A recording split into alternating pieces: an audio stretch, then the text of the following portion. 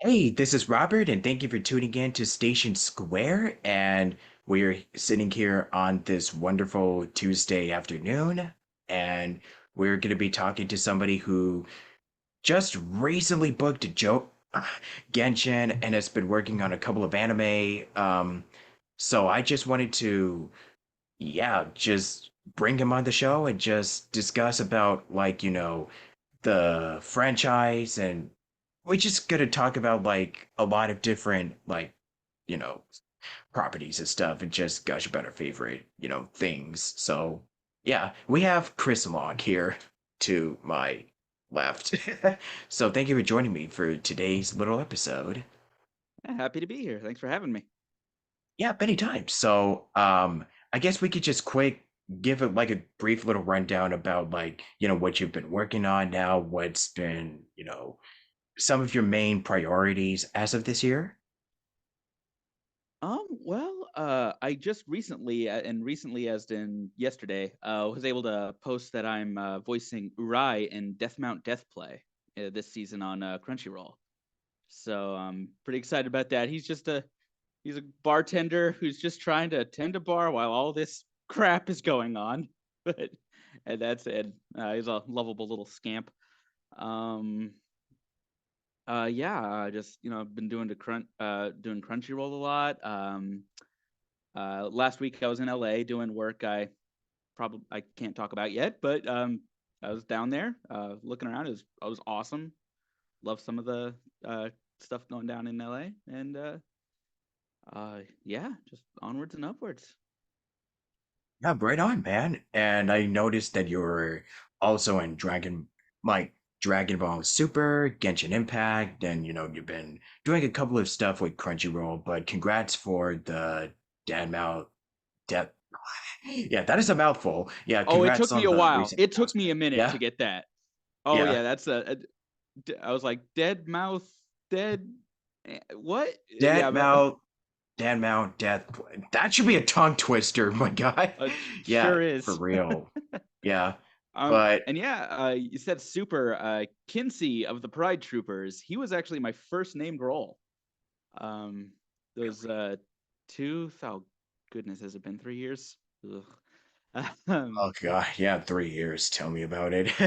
What is time? um, yeah, what even is time? So I would usually ask like the generic, how did you get started? But I'm kind of curious as to um like I know with a lot of voice actors that I've spoken to, like they usually came from a background of some sort. So what background did you originally hail from, my good sir? I was born in Seattle, but I lived most of my life in Denver, Colorado, or around that area, Castle Rock to be specific. But yeah, I just grew up there. Grew up. My parents are both educators. In those school districts. Yeah, just grew up. I've always done acting ever since I was a kid. Like since like literally six, just doing the school plays and stuff. But and I just kept on doing it and doing it. And then I hit my teen years and oh, what's this? Pokemon, Dragon Ball. These are the coolest stuff ever. Let's do stuff with that. Um, and yeah, I just kept. I started going to cons in addition to all the theater stuff. Eventually, in doing those cons, and this is wee baby Chris, this is 14-year-old Chris. I was asking, like, voice actors, like, so how does one like get educated in voiceover? And unlike places in say Japan where they actually have majors for that, they don't really have that here. So the best advice I got was to pursue musical theater. If you learn how to sing, naturally you learn how to manipulate all stuff about your voice and things like that. And boy, howdy, were they right? Because yeah, I got endurance and I can wail. Hence, Dragon Ball. A lot of the screaming. Oh, yep. And this is to go even further beyond, yeah, all of that stuff. So, it's really funny that you mentioned Pokemon and Dragon Ball because let me see. I mean, I have Pokemon and plushies and all of like pretty much as you can clearly see from my collection behind me. I am a huge nerd, like most of us are, and I guess that's also like I think it's also really great because for a lot of us that actually work professionally, we're all, you know, we just love a lot of different franchises and a lot of different properties. So I think that also allows us to really embrace our inner um, nerd, geeky geekdom, and apply it into art. Oh yeah, When you yeah, really when you really think about it. yeah, dude. Just stepping into the booth, it's like a magical experience. You're having so much fun. You don't even realize you're working. It's one of those things. Like I Oh love it yeah. so much. Or sometimes if you're just goofing off, which is literally what I was like. I was in the booth and then I decided, you know what? I think I probably might just record something really silly, and then that's pretty much what I was doing. Like literally before I even got on this call. So, I mean, it's nice to be silly every once in a while. Oh yeah, Yeah, gotta be best of silly. both worlds. Hmm. Yeah. So, let's see. You've been acting since you were 6. Any particular productions that you recall? Where do I begin? Exactly. um, Yeah. I It's was in a like I've lot. done it like I I also did a little bit of acting when I was younger, but help me if I remember what we actually ended up doing in elementary, you know what I mean? Yeah. I remember I was in one of my favorite musicals that just locks in my childhood memories was Bye Bye Birdie. Okay. I love that musical. I think it's better Grease. Um, Oh, uh-oh. Uh-oh. Watch out. um, but yeah, I was in West Side Story and a high school production of it. Oh yeah. Just lots of the acting, the singing, and the dancing. Um, which all like you'd be surprised how much like dancing and movement lessons really help you in the booth because you're not tapping obviously, but like if you can get like physicality in there when you're in the booth and doing stuff, like you get better performances. This is literally what I've been saying to people since forever. Like that is literally if you're physical, I mean, particularly in Dragon Ball, because there's a lot of screaming. So if Oh, you're really, yeah. Oh, sorry. no, I'm sorry. I just you brought up Dragon Ball, and I one of my favorite memories of that was when Goku punches like Kinsey right, my character, right in the Ooh. stomach, like in the booth. I like did this, and I like Oh in the yeah. booth. Like I didn't like hit myself hard, but like just I got in the full physicality of it, and it just it's one of my favorite takes I did. And, Raleigh, who was directing me, was just laughing in the it was great. I loved it. But That yeah, must have like been so physicality. fun. Yeah, It it's was all in the physicality, dude. What was I also gonna say? My apologies to the Grease, fans out there. Like, Grease Grease is is a really good fine. musical. Yeah. It's fine. I just like Bye Bye Birdie better. Yeah, it's totally fair. I know I'm gonna probably get like one angry comment, like, did they just say that it's better than you Okay, know? okay. Have you have you listened to Bye Bye Birdie? Like the opening telephone song, okay? Yeah, Just the comedic timing. Come on now. Come on. yeah. Okay. I'm just saying that. I mean, I've yet to check out Bye Bye Birdie. I know I've heard a lot about it. It's just I usually like the ones that are like, what is it? Like, you got the Heathers, you got the West Side Stories, you got the Mamma Mia's, you got the big ones. The Birdie, I'm gonna probably check it out after we wrap this up. Some yeah, literally, yeah. I Because compare I it to do like Grease because musicals. I've been getting into musicals as of late, so I yeah, getting compare it to back into it. Grease, Yeah. and I guess well, it's not it's a comedy like Grease is, but it takes place in the 50s. It's about a bunch of teenagers, and they're doing 50s teenagers things. So pretty much Happy Days the musical. Yeah, Yeah. and there's even a fun. Yeah, yeah, no, no. I got I got nothing. That's pretty much it. Yeah, so I just kind of pretty much described it. So accurate description. Maybe, maybe not. I don't know. Anyways, and also what else was I Yeah, so it was Dragon Ball, it was Pokemon, and what else did you really enjoy watching when you were a wee little lad? Growing up, man, was my heart like I was late in discovering Bleach, and I fell in love, and then it made me sad. And although, yeah, the Bleach was a big one for me.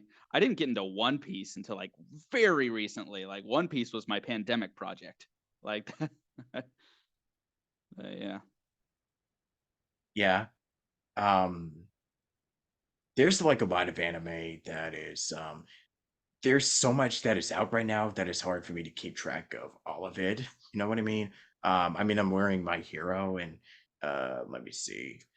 I know I got a couple of posters. JoJo is another big one. Ugh, JoJo. Yeah, I mean, you got JoJo right there. I have a few character like posters in front of me that I not. Yeah, I don't think I have any JoJo posters behind me, but I do got a few that are like up on my wall, and I'm so sad that I never really show them when I do these interviews. I Yeah, love that my brother actually got them for me from Japan. He was teaching overseas, and he actually went to the JoJo museum exhibit, and he got me those, and it was it man, just I would love to go to the exhibit. it was like on tour. I think he said it was in was it in Osaka?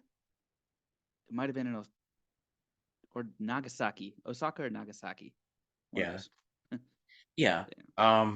And also like I know that it's something that is really starting to become like a really like it's become like a household name. Like it's pretty much become a staple of, the anime fandom when it comes to the memes, when it comes to the story and the characters and whatnot. It's um, you know, I'm just so surprised to see JoJo really like literally explode the way it did. But then again, you could say for, My Hero or just pretty much any anime that came out like since the 90s, 2000s, and be if we're gonna go back, Yeah.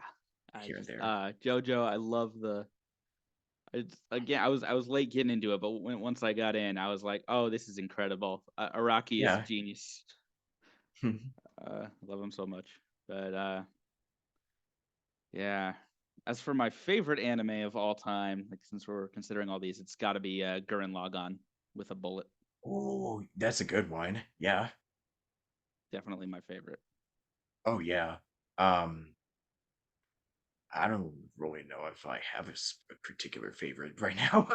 um, I guess my next question for you is with the since you've done stage and you've done theater for a while, like how like I know that it's also like it's quite I know that having a stage background can be very helpful. So for you personally, like was it easy when it came to transitioning into doing VO, or did you still have like a little bit of like I don't know, there's a few learning curves that you have to learn along the way when it comes to, being behind the microphone, because like in stage it's like you're moving your whole body around, and then for VO you can't really move around, otherwise it might pick up the microphone. So Yeah, yeah. that was two very different worlds of mic technique.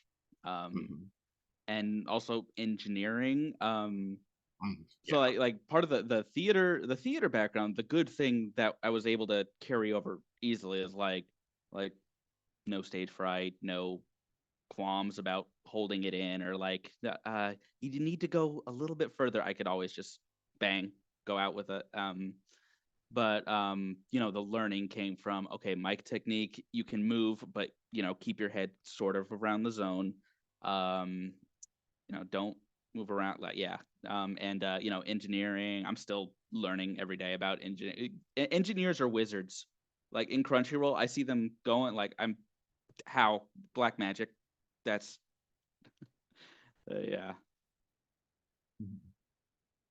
um oh yeah, and I was gonna say, like, going back to the musical, like one soundtrack that I've been really listening to, it's like Hello Dolly, The Music Man, and a few others that are like and of course, I mean the original West Side Story, like I mentioned Mhm. earlier. So all good. Um, very good indeed. So Very good. I think that's enough. I think enough about musicals for now. um, but yeah, going back to the mic technique thing, there's like, um, it's best to tell an actor to hold it to pull back than to tell an actor to like go bigger because it really does depend on the project that you're doing because for Dragon Ball, JoJo, all of these are like have really like broad like Oh yeah. deliveries and performances like um and You JoJo have to go is big. yes it's really big. Hmm. Yeah, so when you watch shows like that, it's like, okay, I mean, it's good to learn because it's good to know, like, um, especially with like the projection and yelling from the diaphragm and all of that stuff. It can also be really good to learn, like, if you want to learn screaming without wrecking your voice. Although, for Dragon Ball, like, it can be Yes. really tricky because like there's stories about where you can pass out in the booth or like where you wreck your voice and it's like gotta be like unless it vocal cords of stamina like it's the stamina too where Yeah. there's a lot of different techniques behind the microphone that And that's where you can the learn from. singing Yes, came in, singing. learning Yep, to support, dancing and carry, singing and then open. acting. Yes. Yeah. And then Oh yeah, the triple threat. yes. But he was all secretly training, not for Broadway, but for voiceover. Oh man, like, have you thought about going to Broadway like before? Like I trained for it, but I don't know. I don't think I would really see my like maybe in like a small productions and stuff like here in Dallas we do Shakespeare stuff every now and then. I love Shakespeare, so I'd love to hop on that. But like as for actually going to Broadway, New York auditioning, not really. Just not where I ever saw myself going. All Yeah. respect for my friends and classmates who do though. Those guys are hella talented. Yeah. So prior to VO, like you've done stage and acting. So was that also how like I don't know if you probably mentioned this already, but that was kind of what got your I guess foot in the door when it came to VO? Like prior experience of being doing acting and whatnot. I wouldn't say foot in the door. What foot in the door? It's where I learned the skills I needed to use. But for foot in the door, that was pretty much me moving, deciding to make the move, not to New York, not to L.A. or Chicago, but Dallas. You know, move to Hmm, Dallas okay. and start taking classes, making connections, doing the hardest part of the job, which is you know networking and stuff like that, and just learning it from the top. Oh yeah. And how was the move? Like in general, when you moved from Denver to Dallas? It was scary, terrifying, but I was also so excited and ready to go. All the butterflies. But you know, I moved. I transferred jobs, day jobs. I mean, so I could have stability when I come here. Always move with the stability in mind. Um, Mhm. Mhm. yeah. I mean, I'm in LA and I'm like I mean, I've been really blessed that I've been here for 23 years and not having to make like any big like out of state move or like moving to a different, state or anything like that, but like even the whole process can be pretty exhausting. Like if you're moving from like one place to another, like even in the city, it can be like especially with LA because mm, oh, Yeah. totally. But let me see. I don't want to ask you what's your like the best or favorite role, but I would. I mean, I know that you've done parts for Crunchyroll. Um, yeah, as of late. So I wanted to ask you, like, what was the one that really, like, I know you mentioned, besides, I mean, Dragon Ball probably be the obvious answer, but what were some of the other ones that were like challenging, like physically, mentally, just what were the ones that really where you're like, huh? I can't believe I'm actually doing this. It wasn't a Crunchyroll one, but it was probably for my the first time I recorded for a video game. And that Okay. was actually in LA. It's not the one I just did. This was a year or two ago, Oh, 2 years okay. ago. It was called it's out now. It's called Asterigos Curse of the Stars. It's a Mhm. Souls like, a fantasy Souls like.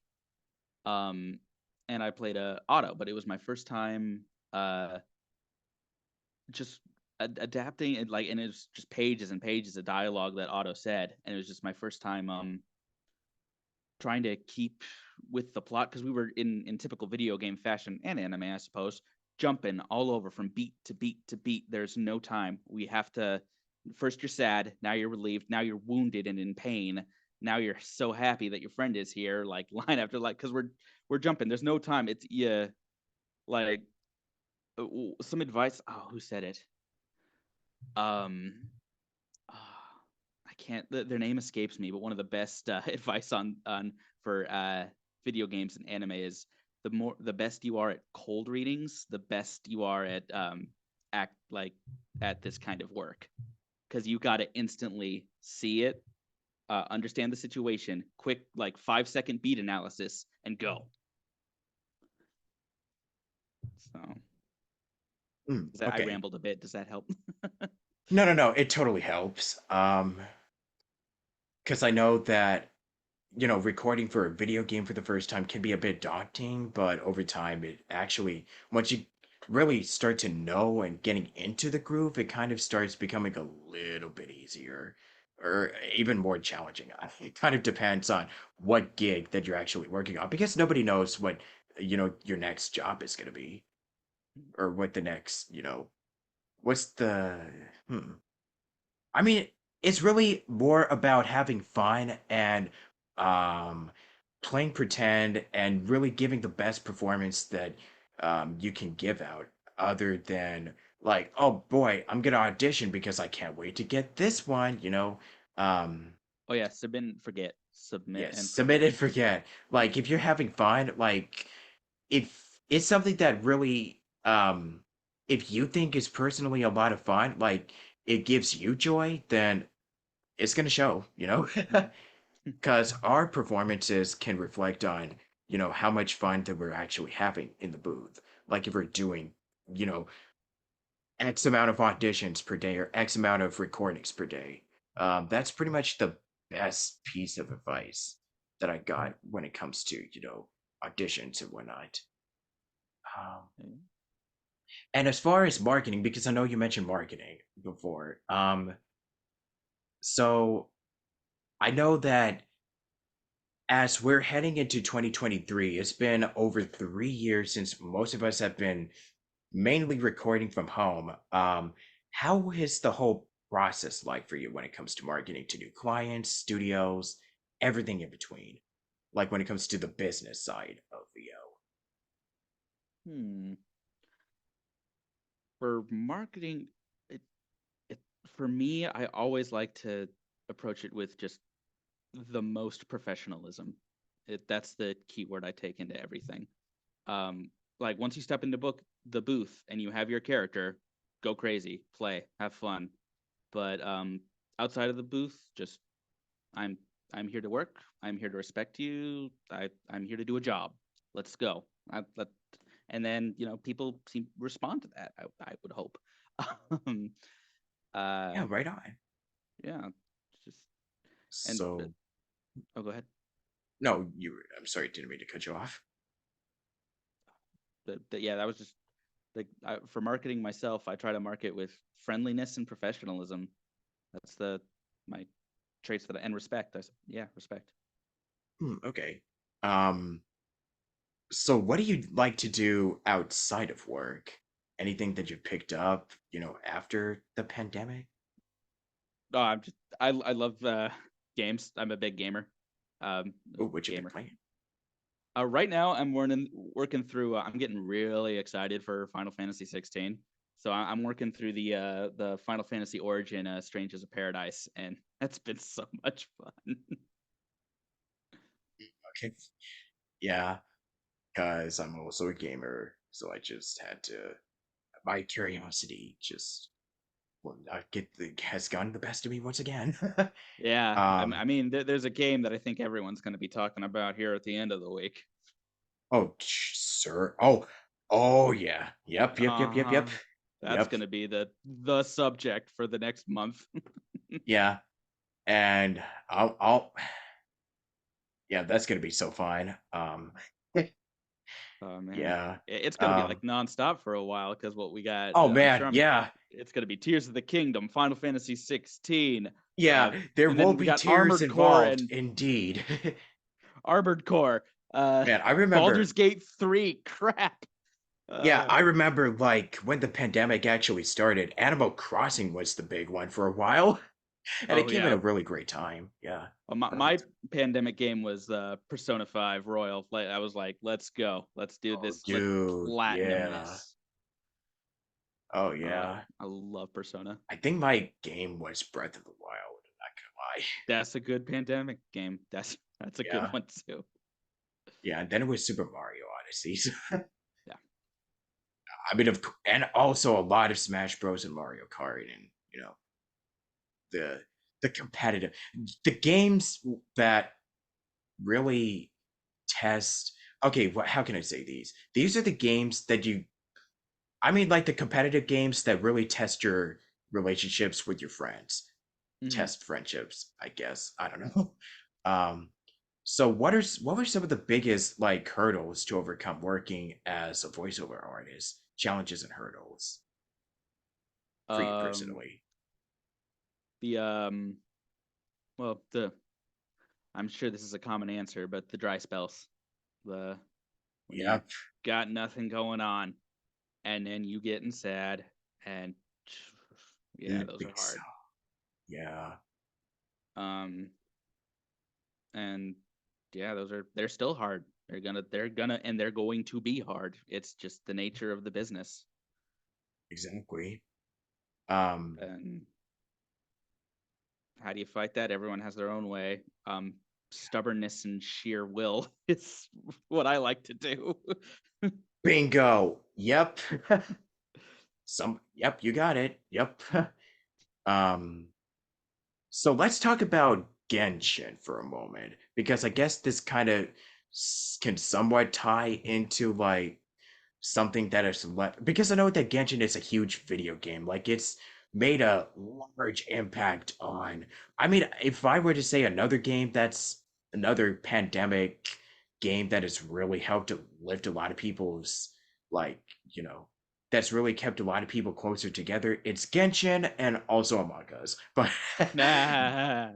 but Genshin, I mean, of course, that's a big one as of right now. So your experience working on the project and yeah, your like overall like thoughts on the fandom and getting to be a part of such a franchise in being in a franchise that has really meant a lot to people over the course of, this entire ordeal. So yeah, like your Yeah, Genshin experience. Genshin's a lot of fun. I pick up and play it every now and then. I was part my characters. I voiced 3, 4. It's like Kenji, Kazamichi, a lot of K's, and like I got Sota, I think, but the two main ones were Kenji and Kazamichi, and they were part of the 2.5 update. Um, and that was my first. That was very nerve wracking for me because it was my first video game remote session. Because it was still pandemic and stuff like that. So I was terrified. um, but thankfully, the session went great and it all went well. But yeah, that's one of those where I mostly just remember before and before with the panic and the after of the relief, and then like just a blank spot when I actually did the work. Um, yeah, but like I loved it, and yeah, the team they've got over there doing it, directing and stuff is great. Um, yeah, so, and the I think the interesting thing is I have no idea how they found me or I found because I didn't have an agent yet at the time. Um And my only guess, and this is a big guess, is because directors talk, uh, one or two of the ones who are working in Asterigos, the game I was talking about earlier, because they happened close to each other, like a few months um apart. So they must have talked and said, "Hey, bring this guy in." I was like, they're like, "Cool." So yeah, and that's pretty much my Genshin experience. Ask me anything else. I'm sure I forgot stuff. So, Okay, yeah. sorry, that Um, was a lot.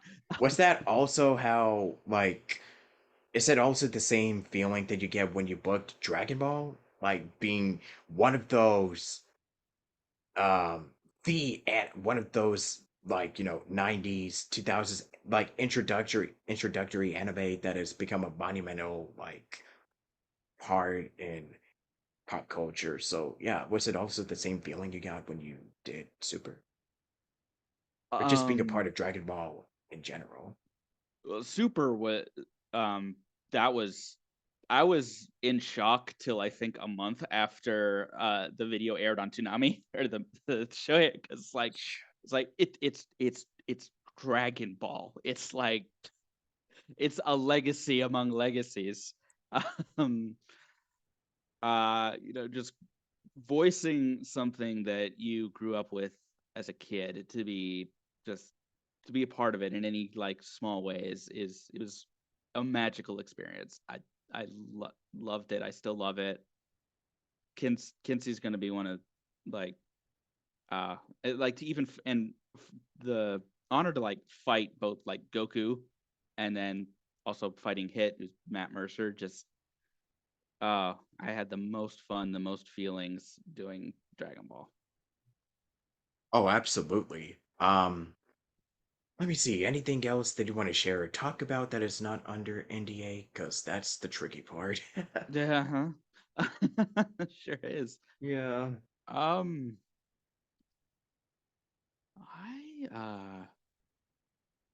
I don't got it. If you can think of another something else, I'm an open book. Ask me anything and I'll tell you that I haven't signed an NDA on. Alrighty. But Yeah.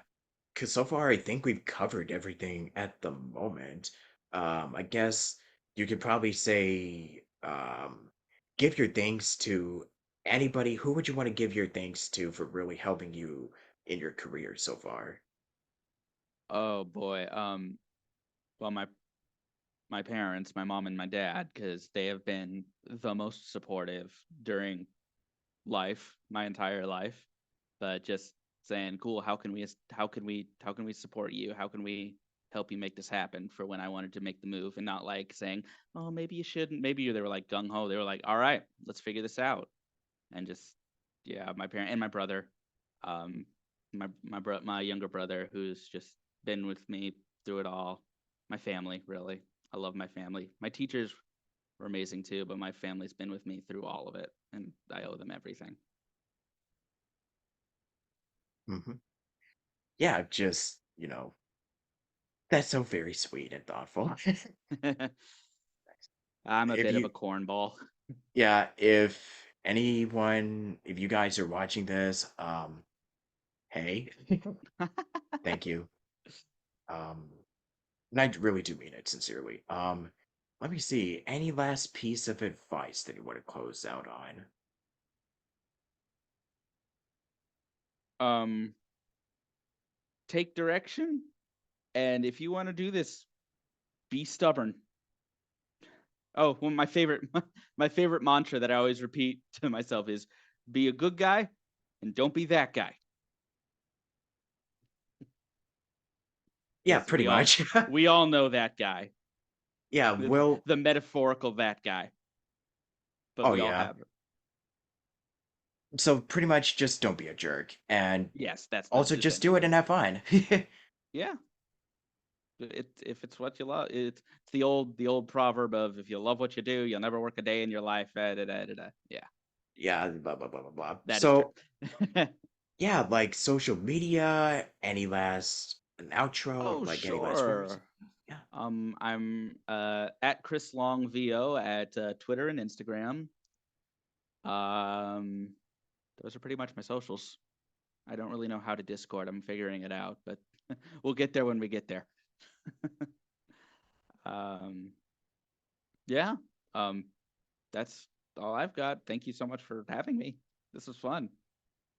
Yeah, right on. Likewise. So, this should be going up at some point later this week or in the next. But regardless, hope everybody's been enjoying these so far. And yeah, just do it. Just keep at it. Heck That's yeah. pretty much my last piece of advice I've got. Just do it. I know it's Just do cliche it. and yeah, just do it. So yeah, that's all I've got. Thank you for watching, and I'll see y'all next time. And until then, um, have a good one. Sayonara. And until then, good night, folks, or whichever Bye. time zone you're in. Anyways, I'm a going now. Bye bye. Woohoo! Yes.